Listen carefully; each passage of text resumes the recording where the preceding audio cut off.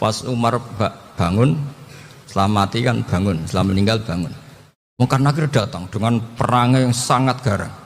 Itu digambarkan Sayyidina Ali, matanya itu kalkidril ghali, kayak apa, kendil yang apa, mengangang. Wah seru. Sayyidina Ali senang, paling takut ini Umar. Senangnya bukan main, wah ini mesti takut Umar. Biasa. Ternyata enggak, Umar malah bangkit. Woi Munkar Nakir ya. Kamu tahu menghadapi siapa?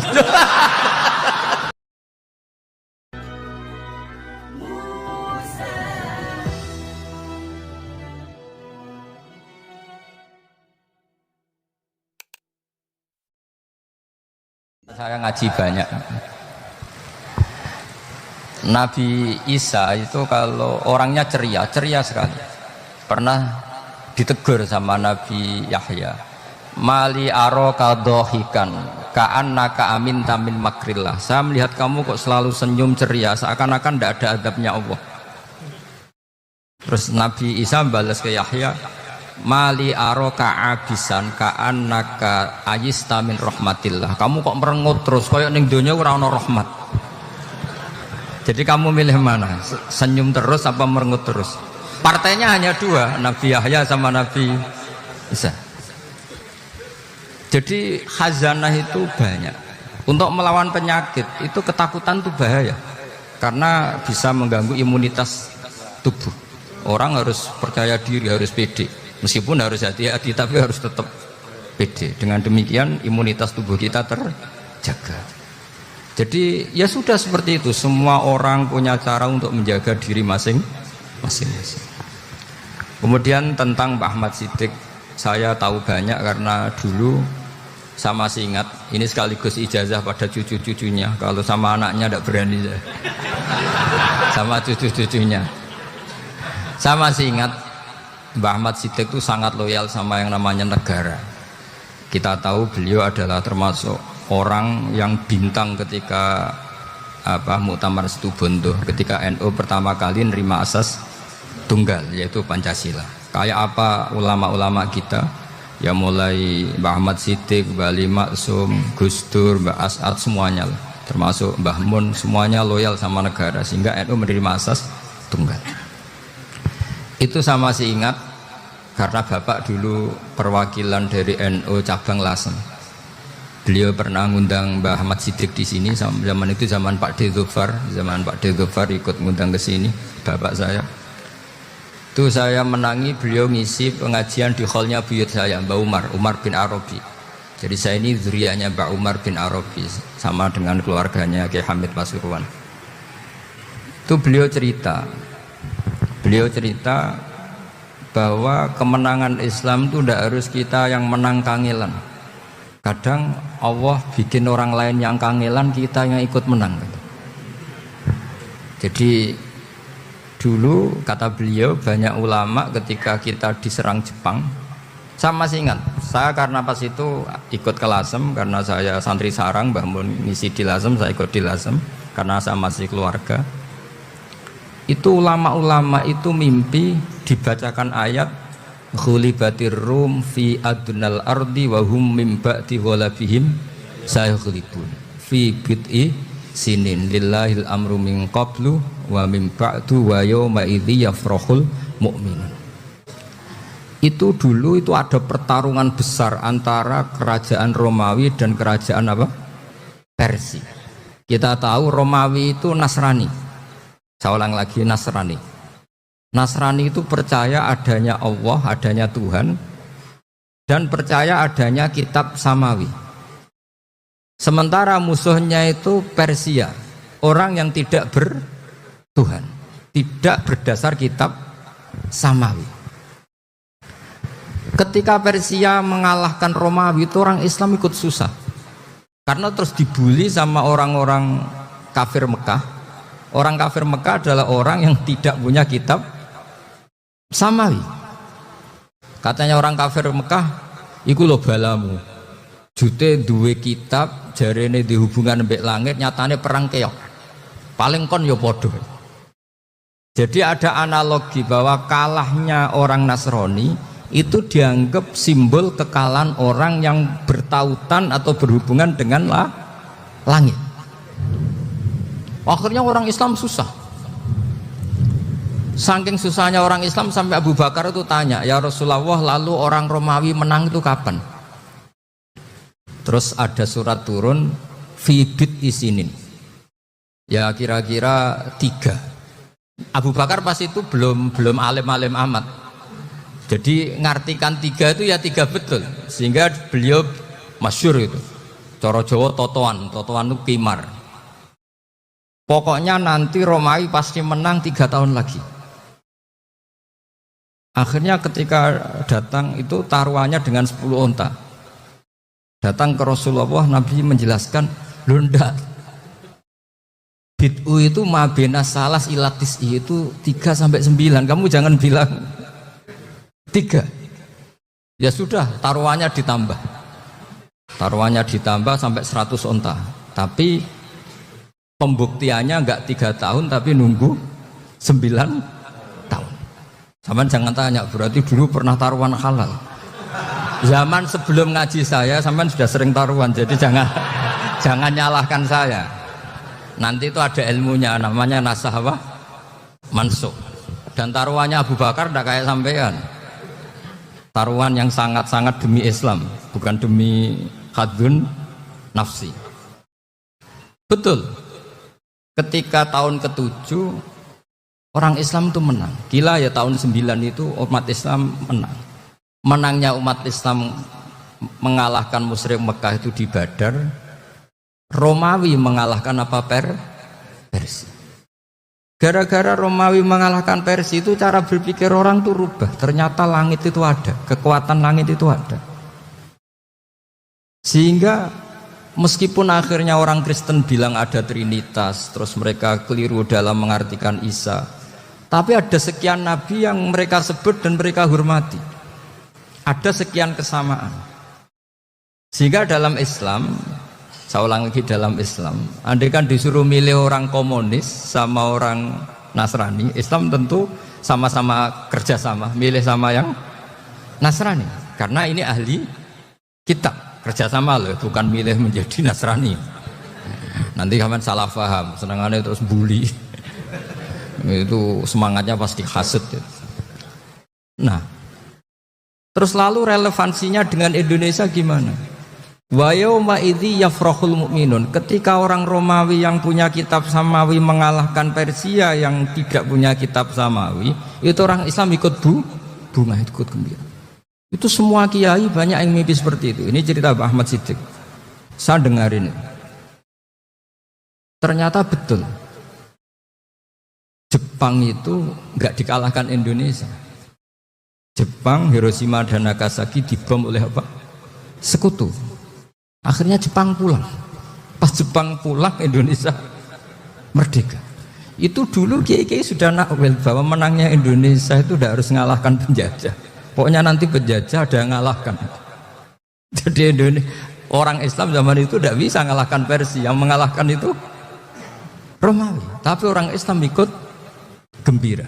Itu sebenarnya wa yauma idzi yafrahul mu'minun binasrillah. Jadi orang itu cara berpikir Quran itu beda. Sehingga saya ini cerita ke cucu-cucu Mbah Siddiq karena ya nasabnya sama sampai saya, karena sama-sama sampai Mbah Sambu. Bedanya keluarga saya lewat Mbah Abdul Azim, kalau yang keluarga sini lewat namanya Mbah Yusuf. Itu saudara sama Mbah Abdul Azim, sama-sama sampai Mbah Sambu. Tapi keinginan saya tentu bukan sekedar silaturahim gagah-gagahan diceluk Gus. Celuk Gus repot. Nak ora alim ra pantes, nak beling ra pantes. Salam templek 1.000 jaluk swarga. Tuhan, kok mentalane 1.000 jaluk. Kamu nginep di hotel 100.000 itu tidak cukup, apalagi untuk bayar apa? Surga. Itu enggak sopan sekali. 1 juta ya enggak bisa itu. 100 juta juga enggak jelas juga. Terus sampai mendingan gak usah salam template, malah gak mungkin masuk surga kalau.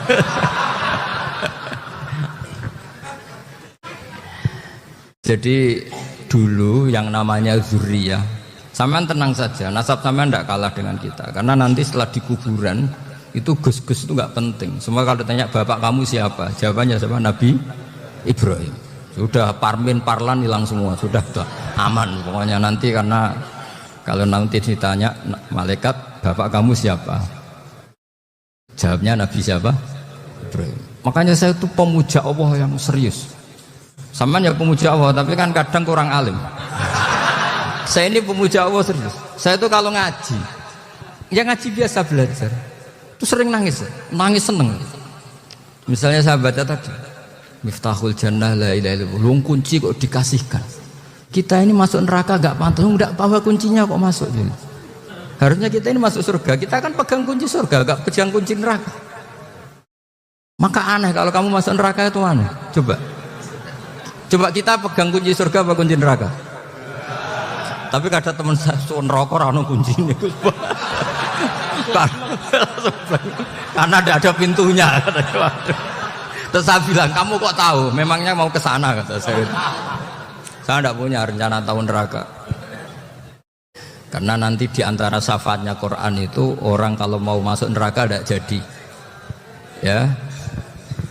Ya nggak apa-apa ya, diatur sendiri. Jadi diantara syafaatnya Quran itu orang nggak jadi masuk neraka. Jadi syafaat itu ada dua, dari neraka diangkat ke surga, dan itu bisa lama itu. Tapi kalau syafaatnya Quran itu yang belum masuk neraka supaya nggak jadi masuk neraka. Karena neraka juga punya aturan, dia juga kena aturan fikih. Jadi lo betul ini, tak ada hujan. Jadi kena konstitusi apa? Fikih. Sama tak ceritani syafaatnya Quran itu ada orang itu beling itu fasik. Itu dia hafal surat Tabarok. Hafal betul. Tabarakalladzi biyadihil mulku wa huwa ala kulli syai'in qadir alladzi khalaqal mauta wal hayata. Pertanyaannya gini, boleh enggak orang menginjek surat Baqarah? Boleh enggak? Enggak.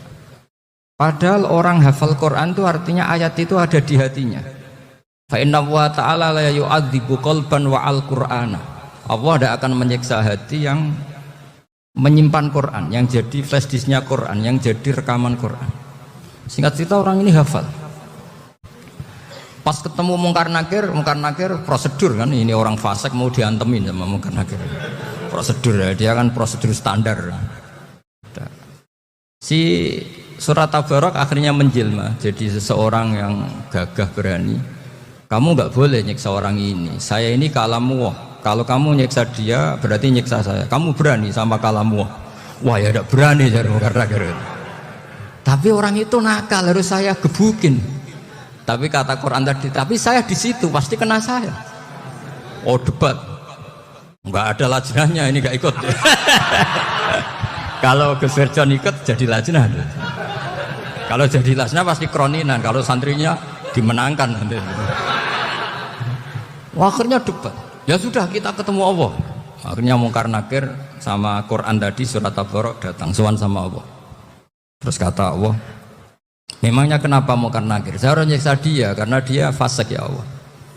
Memangnya kenapa surat Tabarok? Saya ada di situ. Menurut aturan orang tuh nggak boleh injak-injak Quran. Kalau dia nutuk saya, nutuk Quran. Itu harus dikasih tahu fikihnya Mungkar Nakir.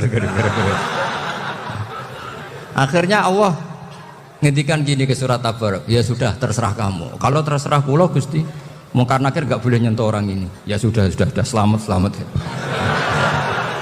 Sehingga terus itu sama baca di termasuk mujizatnya surat Tabarok di tafsir Ibnu Katsir banyak. Karena tadi logikanya malaikat itu juga kena aturan fikih. Sehingga banyak ulama termasuk Said Muhammad ngendikan pertanyaan Mungkar Nakir itu tidak semua orang kena. Kalau semua orang kena, nanti kalau tanya Nabi Muhammad, waman Nabi Yuka, kacau kan jamnya. Nabi kamu siapa? Lu saya ini Nabi. Ya kan? Lah nanti kalau pas ketemu Nabi Ibrahim, waman Abuka, jadi repot kan?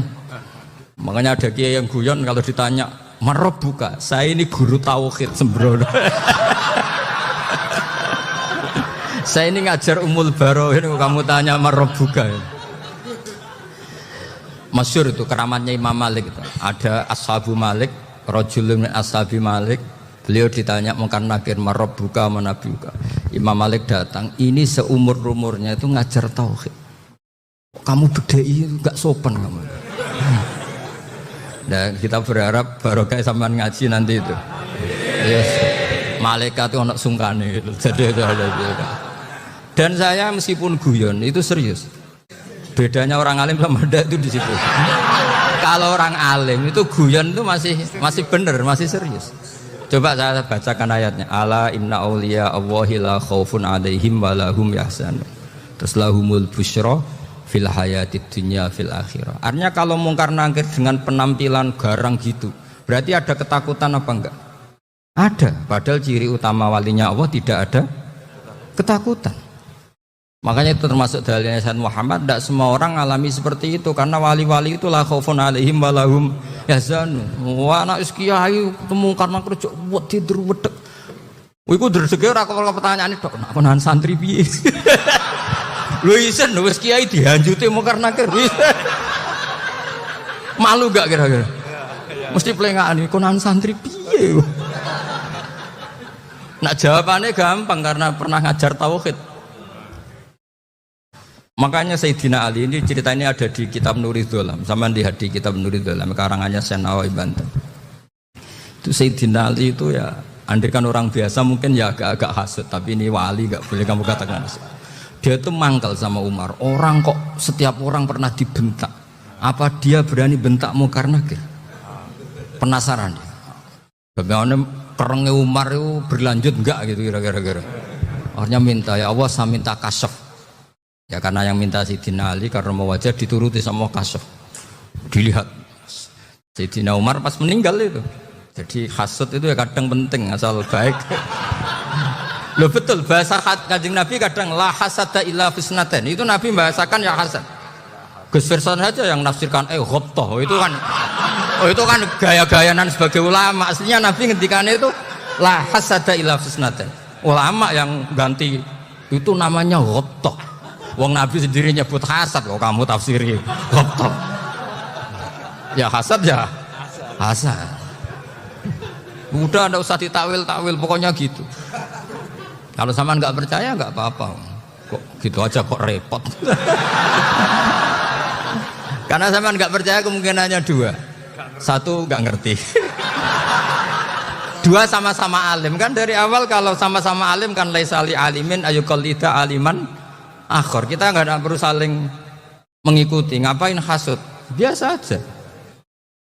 Akhirnya Sayyidina Ali kasih. Pas Umar bangun, setelah mati kan bangun, setelah meninggal bangun. Mungkar nakir datang dengan perangai yang sangat garang. Itu digambarkan Sayyidina Ali matanya itu kalkidril ghali. Kayak apa? Kendil yang apa? Menganga. Wah seru. Sayyidina Ali senang, paling takut ini Umar. Senangnya bukan main. Wah ini mesti takut Umar. Biasa. Ternyata enggak. Umar malah bangkit. Woi mungkar nakir ya. Kamu tahu menghadapi siapa? Betul. Kamu itu menghadapi temannya ahabbal khalqi ilallah. Yang diandalkan temannya bukan dia. Kamu tahu yang kamu hadapi. Saya ini teman kekasihnya Allah. Jadi boleh kamu mengandalkan Mbak Firjon. Tapi nanti resikonya mungkar tanya, itu Firjon siapa? Wah itu masalah kan. Makanya syaratnya wali itu harus ma'rufun fis sama. Di langit sudah populer. Makanya dulu ada orang yang saking seninya Abdul Qadir ditanya apa saja jamnya Abdul Qadir Al-Jilani itu aman karena beliau populer. Makanya program kita harus populer dulu di langit. Nah, itu nanti kalau dicatut oleh santri-santri nggak apa-apa. Kalau nggak populer nanti dicatat, itu siapa? Masalah ini. Umar itu yang dibanggakan itu, kamu tahu saya siapa? Ya tidak tahu. Saya ini temannya kekasihnya Allah. Temannya Muhammad. Iya Muhammad Rasulullah. Wah mikir, waduh, repot. Loh, di dunia aja gitu kan, temannya presiden, temannya panglima, apalagi ini temannya Sayyidul Awalin wal Akhirin. Di dunia aja bilang temannya presiden, menteri, orang sudah takut, apalagi ini temannya Sayyidul Awalin. Yang Munkar Nakir terus konfirmasi sama Allah, gimana ya Allah ini ngadepi. Sebetulnya jadalkan itu temannya, bukan dia. Wah, akhirnya sama Allah dibilang, ya bu, ya sama seorang seperti itu bu yang sopan. Terus semenjak itu Munkar Nakir itu nggak selalu berpenampilan seperti itu, sangat. Jadi semoga itu konsisten sampai nanti. Jadi kamu kalau ingin nggak takut Munkar Nakir, jadi wali dulu. Karena syaratnya tadi hanya wali sing la khaufun alaihim wa lahum yahzanun lahumul busyra fil hayatid dunya fil akhirah. Jadi orang itu kalau ngaji itu harus khatam. Jangan semuanya kena pertanyaan. Dan kalau semuanya kena pertanyaan nanti repot. Kalau Nabi Muhammad ditanya waman Nabi juga. Nabimu siapa? Lu kan terus jadi aneh. Jadi makanya ketika Sayyid Muhammad semua ulama lah, nggak ada am kecuali ditaksis, kecuali sifatnya Allah. Misalnya bikulli syai'in alim, ya benar-benar bikulli syai'in. Tapi kalau am semuanya pasti ada taksis, meskipun dalam muhawarah muhadasah biasa. Misalnya contoh gampang, istri kamu baru seneng kamu, mas nak pengen apa-apa aku lapor aku, gak apa-apa mas, mesti aku seneng sama lapor. Iku di aku pengen wayo. Wah langsung dari apa wae. Mesti apa wae maksudnya kecuali itu gitu. Padahal kalau ngomong mas sampean ingin apa saja tak dukung. Terus sampean bilang pengen iku wayo. Kira-kira disetujui apa enggak? Sama seperti kita kalau punya teman akrab, wes nang omahku gak apa-apa, anggap ya omahmu dewe. Terus mlebu-mlebu kamar. Jadi tidak ada am kecuali ditaksis. Artinya kalau ada cerita bahwa orang mati pasti ngalami ditanya Munkar Nakir, itu pasti ada am yang ditaksis. Itu pasti juga dialami para am.